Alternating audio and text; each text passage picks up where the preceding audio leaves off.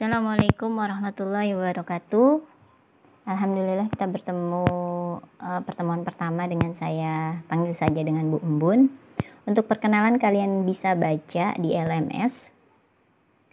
Hari ini kalian masih semester 1 dan kalian akan belajar materi tentang logika dan algoritma. Mungkin bagi kalian yang baru masuk semester 1 itu agak bingung, mungkin bahasa apa ini, nanti akan disampaikan bahasa yang agak aneh. Kontrak perkuliahan pertemuan 1-6 itu saya menyampaikan materi, lalu 7 ada kuis dan 8 UTS. UTS ini diambil dari materi 1-6. Lalu 9-14 juga saya menyampaikan materi, 15 kuis lagi, 16 UAS dari pertemuan 9 sampai 14.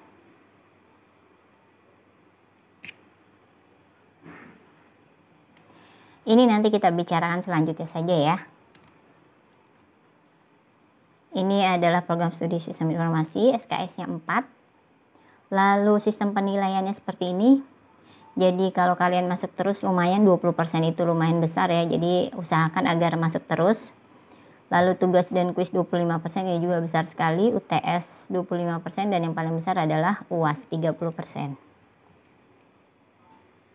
Yang pertama ini adalah pengertian dasar logika dan algoritma. Ini sering sekali keluar ketika kalian nanti sudah di semester akhir. Dan kalau kalian mengambil sidang kompre ini dihususkan bagi mahasiswa yang nilainya yang mempunyai nilai E. Nah, ambilnya kompre dan itu akan tanya jawab oleh dosen sidangnya. Soal-soal yang keluar diantaranya seperti ini. Logika, siapa yang memperkenalkan logika, siapa yang memperkenalkan algoritma. Si logika ini Aristoteles dan algoritma ini adalah Abu Ja'far. Apa sih perbedaan logika dan algoritma? Ini juga sering ditanyakan. Logika ini adalah pemikiran atau penalaran, sedangkan algoritma ini adalah langkah untuk menyelesaikan masalah. Itu ringkasannya. Tahap penyelesaian masalah ini pun sering ditanyakan. Pertama pastinya kita kalau mau mengambil tema untuk skripsi atau nanti di semester akhir, pertama harus ada masalah dulu. Lalu kita mencari judul, lalu dimodelkan. Setelah dimodelkan mencari algoritmanya. Setelah algoritma sudah dapat, dirancang, didesain, lalu membuat program. Setelah membuat program nanti di running atau dieksekusi, lalu yang keluar adalah hasil atau data. Hasil ini didapatkan dari data, maksud saya. Dianalisis sesuai dengan data yang didapatkan di perusahaan yang diteliti atau di riset. Kriteria pemilihan algoritma ada 5. Harus wajib ada outputnya. Lalu efektif, efisien ini berhubungan dengan waktu. Jumlah langkahnya itu berhingga, jangan tidak terhingga. Kalau tidak terhingga nanti bikin lemot aplikasinya.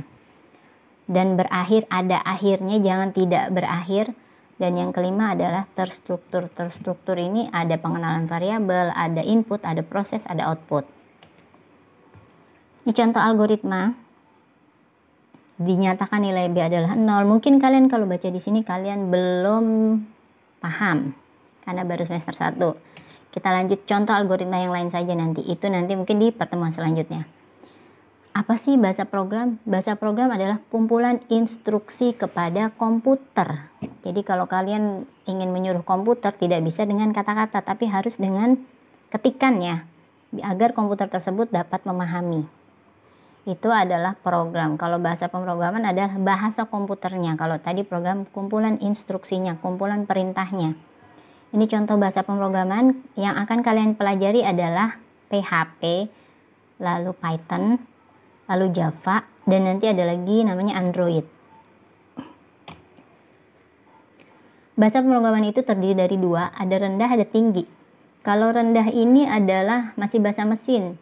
Jadi kita berhubungan dengan mesin ya, pin-pin yang di dalam laptop ini. Kode-kodenya 0 dan 1 seperti rangkaian listrik. Lalu yang kedua ini bahasa tingkat tinggi. Bahasa tingkat tinggi ini seperti bahasa manusia, mudah. Contohnya kita mau mencetak kata logika dan algoritma, maka cetak ini bahasa Inggrisnya print, berarti print logika dan algoritma. Nanti akan ada contohnya. Nah, ini adalah nanti kita akan belajar Python di algoritma. Ini adalah pemrograman tingkat tinggi dan sangat mudah. Dirancang oleh Guido van Rossum. Dan Python juga banyak digunakan di IoT, lalu GUI, aplikasi web mobile, game, hacking, dan sebagainya. Sangat dianjurkan bagi pemula karena mudah sekali. Insya Allah mudah ya. Jangan mengatakan sesuatu itu sulit, tapi insya Allah mudah. Pasti akan dipermudah. Ini perbedaannya. Kita lihat kalau di bahasa pemrograman C++ itu ada include-nya. Ada, kita lihat semuanya ya. Terlalu rumit, ada main, ada code, ada return. Lalu kita lihat perbedaan di Java. Lebih simpel, ada class, ada public. Lalu kita lihat lagi di Python, lebih simpel lagi. Ini adalah bahasa pemrograman untuk mencetak kata, logika, dan algoritma. Tinggal print, kurung buka, lalu kutip 2 logika algoritma, kutip 2 tutup, kurung tutup. Dan ini case sensitif. Case sensitif itu besar kecilnya itu sangat sensitif. Jadi kalian butuh hati-hati. Bagaimana sih tahapan menganalisa algoritma? Yang pertama adalah merencanakan suatu algoritma, dirancang, didesain. Nanti akan ada model-modelnya.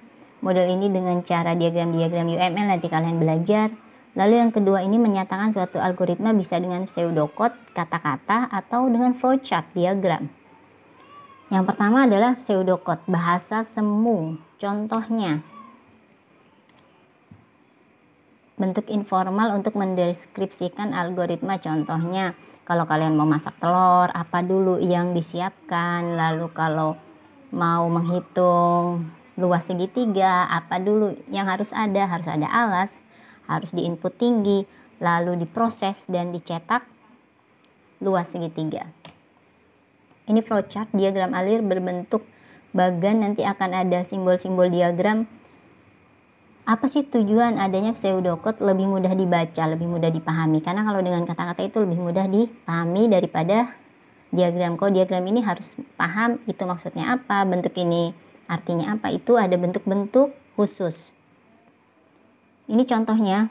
Nah, untuk menghitung luas segitiga ada nilai alas, ada menginput nilai tinggi, ini yang wajib ya, diinput. Atau bisa juga alasnya sudah diketahui, diletakkan di program, itu boleh juga. Lalu dihitung kemudian dicetak. Nanti di komputer akan muncul luasnya berapa. Lalu contoh 2, akan mengirim surat. Kalian nggak tahu kalau mau mengirim surat ya. Pertama tulis surat, lalu ambil amplop, lalu masukkan surat ke amplop, lalu ditutup. Nah, ini prosedur seperti ini juga keluar nanti di semester akhir yang saya bilang tadi, sidang kompre. Lalu tempelkan perangko, ini zaman dulu ya, bawa surat ke kantor pos. Kalau sekarang bukan mengirim surat lagi, tapi mengirim email. Ini tambahan materi, saya rasa tidak perlu, tadi saya sudah lihat materinya terlalu simpel. Jadi kalau tambahan materi ini, kalau kalian sering belanja di supermarket atau minimarket, itu si kasir pasti yang pertama dia buka menu apa dulu, buka menu. Dia tidak ada buka menu ya biasanya, tapi langsung membarcode atau langsung memasukkan kode dari barang yang akan dibayar. Nah, itu namanya pseudocode. Lalu yang ketiga, bagaimana validitas suatu algoritma, valid atau tidak, benar atau tidak algoritmanya, keluarannya betul nggak tadi setelah diinput tinggi dan alas. Kalau betul berarti valid, oke, bisa diteruskan. Tapi kalau salah, errornya harus dibetulkan. Yang keempat adalah menganalisa suatu algoritma. Jadi dianalisa algoritma ini kalian tidak perlu panjang lebar, yang penting sesingkat mungkin sehingga waktu tempuhnya sebentar untuk mengeluarkan output, dan memori yang digunakan ini tidak terlalu besar. Lalu menguji program dari suatu algoritma, ada debug, ada profile. Ini menguji, jadi kalau kita ngetik program tidak selalu sukses ya langsung keluar outputnya, tidak.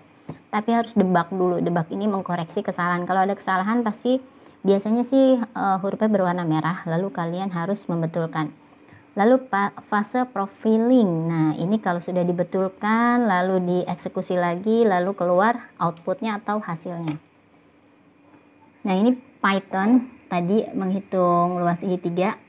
Input masukkan nilai alas, ini udah bahasanya. Yang tanda crash ini adalah komentar, ini tidak dieksekusi kalau lagi ngoding atau membuat bahasa program, ini tidak dieksekusi. Yang dieksekusi selain ada tanda crash. Jadi ini hanya komentar saja. Alas, integer input, input ini masukan, integer ini adalah tipe datanya. Nanti kalian belajar di mata kuliah struktur data atau mata kuliah di logika juga belajar. Integer, lalu luas sama dengan alas kali tinggi dibagi 2. Print, cetak luas. Nah, ini outputnya. Kalau kita lihat di sini, outputnya alas 10, tinggi 6, lalu masih error ya, luas is not defined. Kalau ada merah seperti ini berarti masih error dan kalian harus membetulkan. Lalu setelah dibetulkan, kalian bisa keluar ya, atau profiling keluar ini alas, tinggi, dan keluar nilainya 25. Itu profiling kalau sudah betul. Analisa suatu algoritma, yang pertama waktu tempuh atau running time. Ini yang dapat mempengaruhi adalah yang pertama banyaknya langkah, tidak perlu banyak langkah, lalu inputan data, lalu jenis operasinya jangan terlalu banyak, lalu inputannya juga jangan terlalu banyak angka. Lalu yang keempat ini adalah kompilatornya.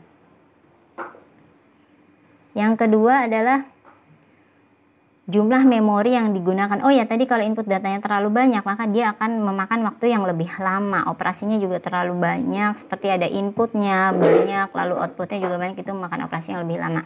Jumlah memori yang digunakan juga jangan terlalu besar. Misalkan kita NIM kalian hanya butuh misalkan 10 angka, berarti sediakan di database hanya 10, jangan lebih. Yang selanjutnya sifat-sifat algoritma. Banyaknya langkah harus berhingga, itu seperti yang tadi di awal ya. Jadi jangan tidak terhingga, harus dibatasi berapa, harus jelas, lalu punya batasan, input output harus batasan, harus efektif, dapat mengeluarkan output, dan ruang lingkupnya itu tentang apa. Kalau penjualan ya tentang penjualan, lalu kalau input ya input tanpa output, proses ya proses. Lanjut ke, nah ini tugas mandiri, kalian screenshot, kalian kerjakan, lalu dikumpulkan di LMS atau nanti jawabannya di foto, di-upload ke Google Classroom. Sekian dulu, semoga penjelasan saya hari ini dapat bermanfaat. Kita berjumpa lagi di lain waktu. Jangan lupa subscribe channel saya, dan mohon maaf jika ada roaming suara yang lain karena saya mengisi di rumah dan banyak anak-anak. Saya akhiri dulu. Wassalamualaikum warahmatullahi wabarakatuh.